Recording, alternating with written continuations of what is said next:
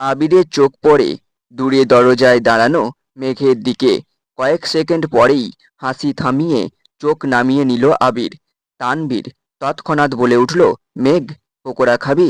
আয় খেয়ে যা। মেঘ যেন বড়সড় টাস্কি খেলো।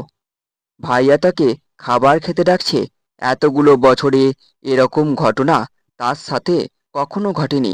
তানভীর আবার ডাকলো, আয় খেয়ে যা, পরে পড়তে বসবি নে। মেঘ দুপা এগোলো, কি ভেবে যেন ঠায় দাঁড়িয়ে পড়ল।